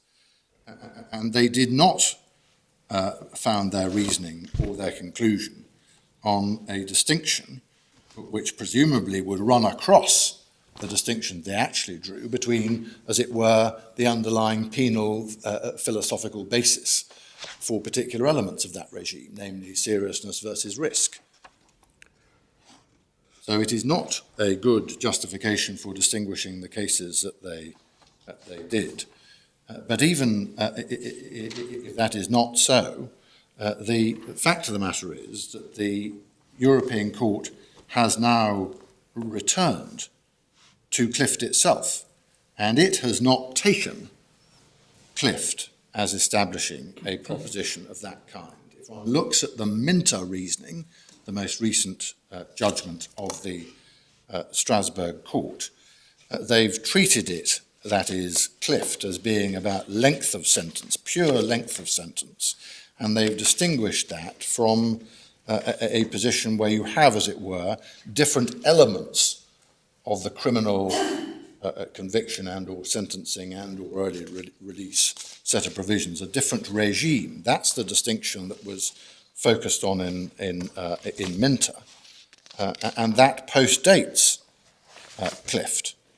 And so we respectfully submit that you have Strasbourg itself going back, as it were, if I can put it that way, to the actual line of reasoning in Gerger and Turkey and Budak, and not regarding that as being in any shape or form disturbed by Clift. So the difference of treatment, they said in Minter, you will recall, did not concern the length of the applicant's sentence, but rather the different sentencing regime applied to him. So they're not doing it in Minter. They're not taking Clift as being authority for the proposition that you have a personal characteristic or other status if only something in the sentence relates to risk as opposed to seriousness. Indeed, it's very difficult to see how, on a principle basis, that could work. The distinction that was drawn, therefore, before Clift and after Clift, and Clift may be a strange exception, as it were, but the distinction drawn before and after is based on the existence of a regime, however satisfactory or unsatisfactory. They've taken Clift as being about mere length of sentence, however determined, and that is different, we submit, and distinct from a situation such as the one that you have here, where what is in effect being done is to compare and build other status upon absolutely core differences of regime, the three fundamentals, determinate, indeterminate, and the EDS sentence. That is different in kind from the situation that you were dealing with Clift, whatever the coherence of that justification. So you have, as I say, those critical features. So that's what we say about 61. My learned friend then sought to argue that Gerger and Budak were not really about other status at all, because they said no discrimination under Article 14. Well, that plainly cannot work. It cannot work inter alia for the reason that the European Court of Human Rights in Clift itself, see para 61, thought that this was what Gerger was about because it was trying to distinguish it. And they thought that was what Budak was about because they were trying to distinguish it. So they thought that's Gerger was about other status. And that indeed is how the House of Lords have viewed it in Clift. See Lord Hope, for example, at paragraph 45.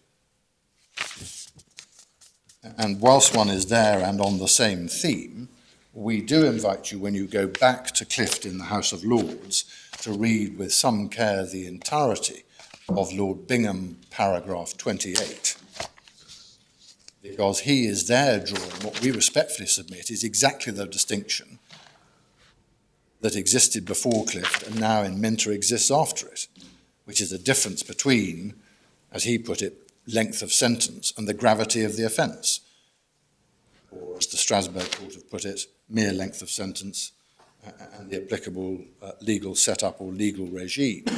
And once one appreciates that that's the distinction that Lord Bingham was drawing in paragraph 28, then I do respectfully submit in relation to other status that his reasoning is on all fours with my Lady Hale's reasoning at paragraph 62 and 63. And she wasn't going further to some extent, as my Lord. Her distinguishing features were very, very similar, if not identical to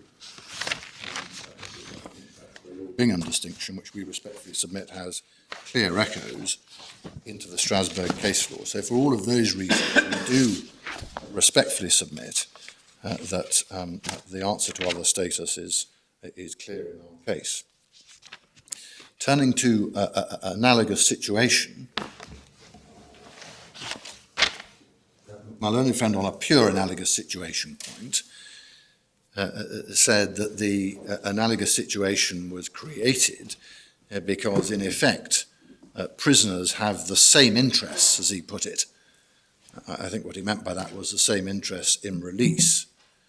We respectfully submit that that is far too broad to amount to a relevantly similar situation for the purpose of analogous situation. And the problem that he has is that the case on which he founded that proposition, namely the Kamtoku case, Bundle 5, tab 57, did not, on any view, establish that proposition. It would be far too broad as a general proposition anyway, because it would mean that all prisoners effectively could point to any difference of treatment and say, well, there we are, it's analogous, because I've got the same interest in being released, effectively. The problem, and the reason that Kamtoku does not help him, is because, as you will recall, the problem in Kamtoku was a very specific one. And the very specific problem was that people who were convicted of the same offence, some could be given life and some could not. And the people who could not be given life were women and juveniles. So even for precisely the same offence, an exception was created because the life sentence was not available in relation to those particular categories of person, even though an identical offence was committed. So it's entirely unsurprising that they treated the analogy as having been made good there. The analogy was they both committed exactly the same offence. You weren't dealing there with different sentencing regimes applicable to different conduct, different types of offending, attracting different sentencing and early release provisions. That's the position here. So that submission, that same interest is the test, we respectfully submit, cannot and does not work.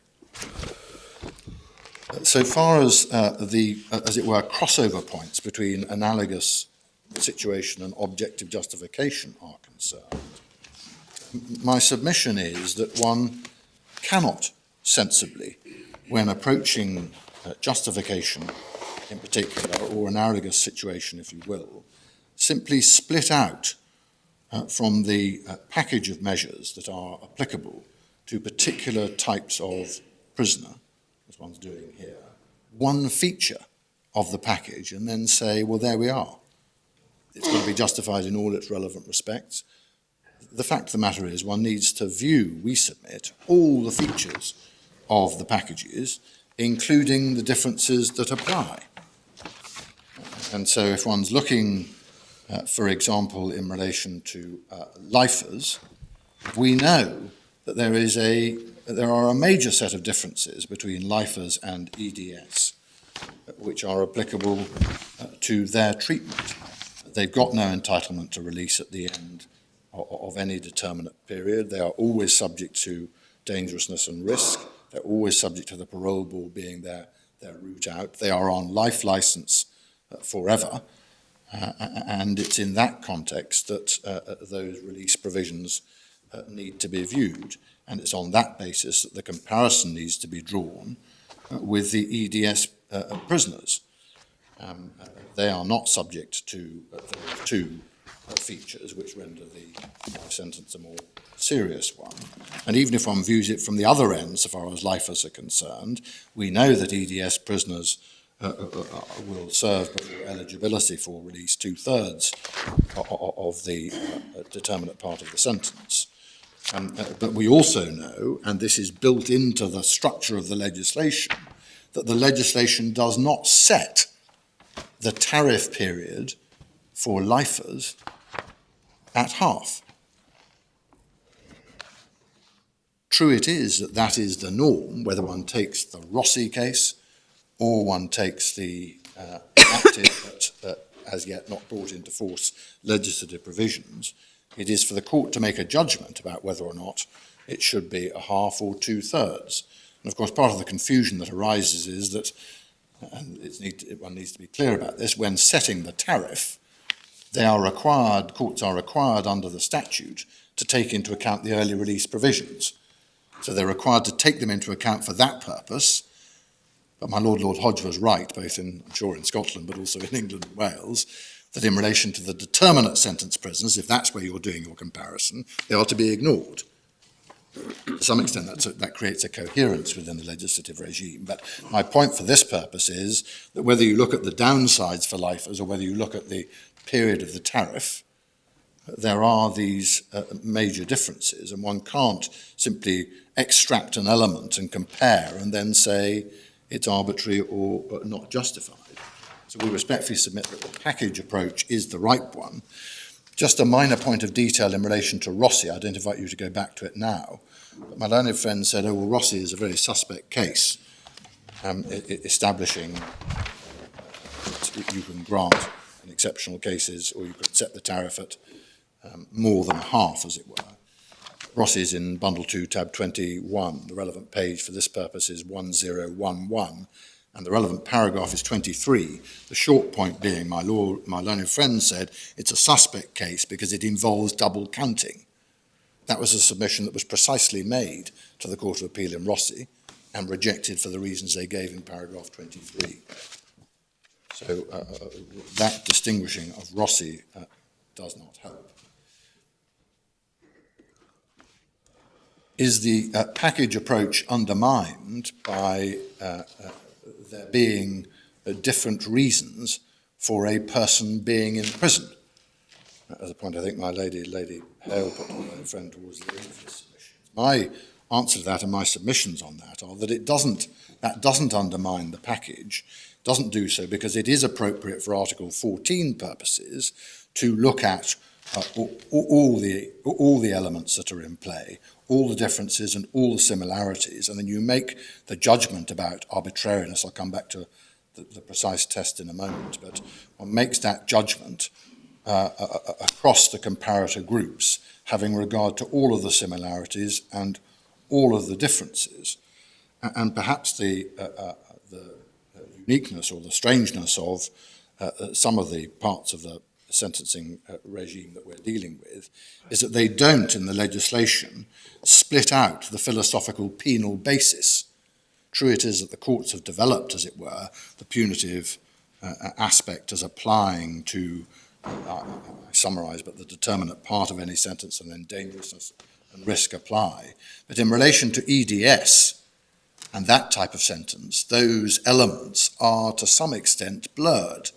And I say to some extent blurred because it is a necessary precondition of imposing an EDS sentence that you establish dangerousness. And we respectfully submit that what Parliament has done is not, as it were, to identify a particular penal basis for any element or particular element within the regime applicable to EDS. It has said, well, you've got this intermediate category. You don't focus just on one part of it. You focus on the fact that there are differences with lifers, the fact that there are differences with determinate sentence prisoners, and we now have to consider how the early release provisions should work. How should they work? Well, they work by Parliament making a judgment as to whether or not the release point, whether based upon dangerousness or based upon seriousness or based upon a combination of both, should be 2/3 rather than a half or whatever, focusing on lifers. The court decides above half is the appropriate tariff period. So we respectfully submit that it is appropriate to view the package as a whole and then make the judgment that is required. What is the judgment that is required to be made for Article 14 purposes? Well, there are plenty of references in the Strasbourg case law to arbitrariness being the test, and that no doubt is a yardstick and a foundation.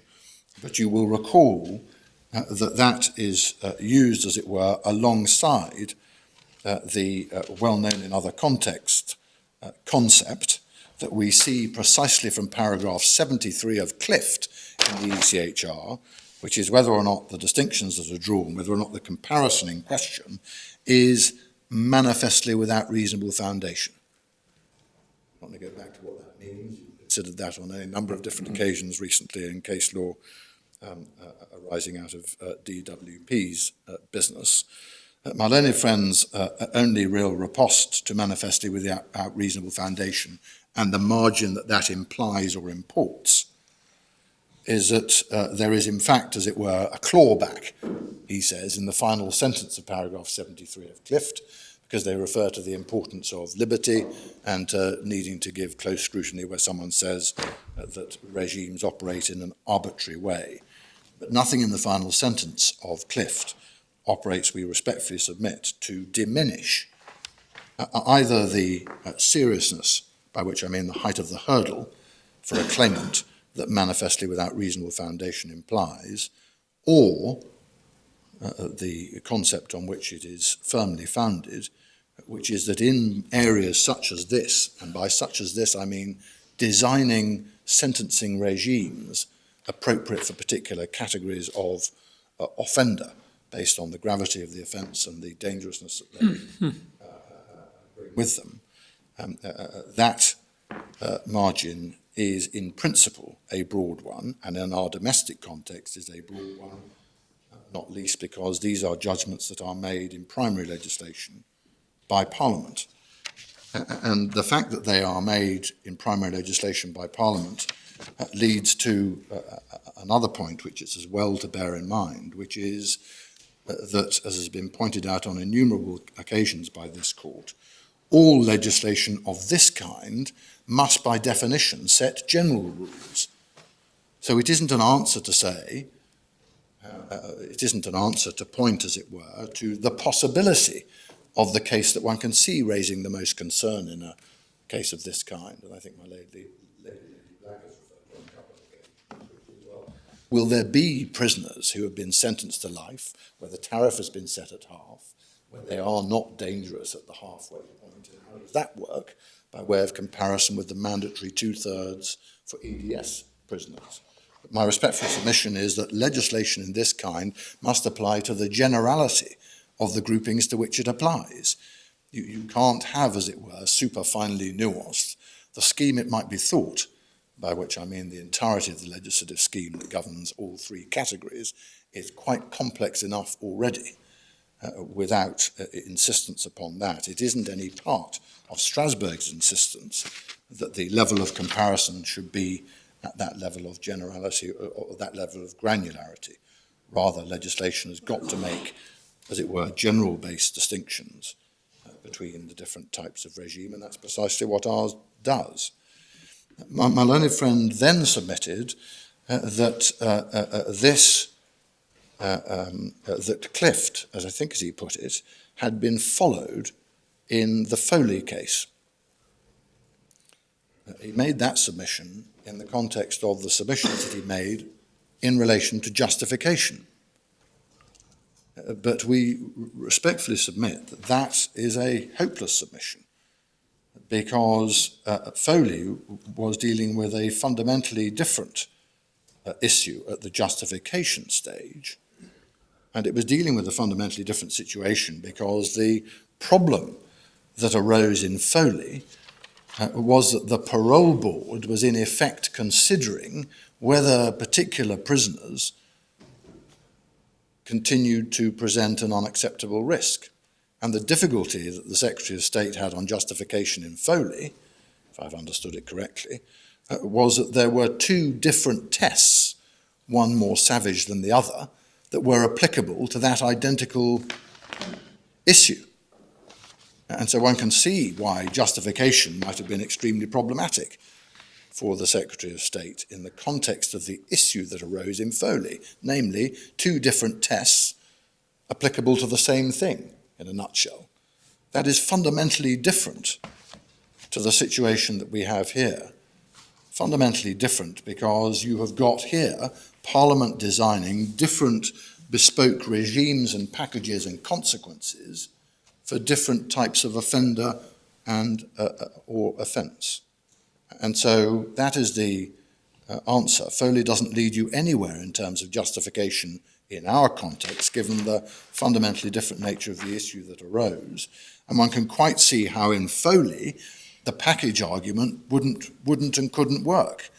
You can't simply turn up and say, well, there they are, we've got two different people because two different legal regimes apply. One would be accused very quickly of bootstraps if that were the argument. but that isn't the argument and never has been.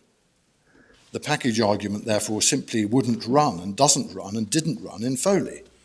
So we respectfully submit that Foley doesn't take one anywhere, nor finally in relation to justification, finally in relation to the submissions in reply, do we accept that one can, as I think my learned friend put it, only justify continuing custody or an early release provision difference on grounds of risk. That, we respectfully submit, is never a principle that has been espoused by Strasbourg. It is never a principle that has been espoused by the domestic courts. The question is whether, applying the relevant broad margin, Parliament was entitled to decide that these different regimes, with their different sentencing consequences and their different early release consequences, to the extent that those differences arose, whether those were within Parliament's reasonable range of entitlement. That involves not just comparing risk, it involves comparing all the elements, similarities and differences that apply to those comparator groups.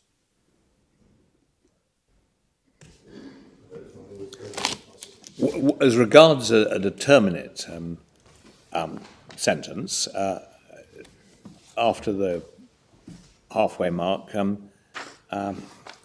would not the test be for release one of risk, which the parole board applied? It would. Would that be the only test, though? I thought that release was automatic. Automatic at halfway. At halfway, for ordinary determinate sentences.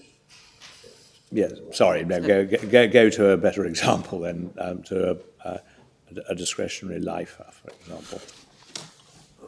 Risk is the test. Risk is the test. But you say in relation to this extended sentence, that doesn't come into it because you've got a block 2/3, you serve it, full stop, and then you're entitled. Yeah, you've got a block 2/3 and then you're entitled to apply. Yeah. And then at the end of your sentence, at the end of your determinate bit, before the licence bit is tagged on to the end, be it 5 years or 10 years, you are automatically entitled to release. So, but there are nuances and differences at a myriad of different levels, whatever comparator group you're looking at. I mean, to some extent, it was illustrated by the complexity of going through all the different other regimes. I haven't focused on some of the discretionary ones or prisons of special interest, but at almost every level, you can see Parliament is nuancing the regime. I mean, the Rossi thing is a classic example. The premise for the argument is it's half. And so that's compared with 2/3. But we know that's not right. It's more subtle than that. It's more complex than that, as Lord Justice pointed out in Barunskas. So although there are similarities, and we don't seek to say there aren't, we do respectfully submit that, and perhaps it's back to the remedial discussion we had earlier, we do need to take into account those subtleties in working out the true extent and nature of similarity and difference, and then your comparison is one that drags in the Strasbourg tests on justification I've identified. Quite enough. I think there are no more questions, Mr. Eady. But I hope you both think that the reversal of Rose was appropriate in the circumstances of this case. Good. Well, thank you all very much indeed, not only those who've been on their feet, but those who've been sitting beside and behind them. And my apologies to Mr. Bunting for misnaming him. It happens all the time. I'm very sorry about that. But your contribution is nevertheless much appreciated. Thank you. We will now go away and see if we can work out what the answer is. We'll take a package of stuff with us.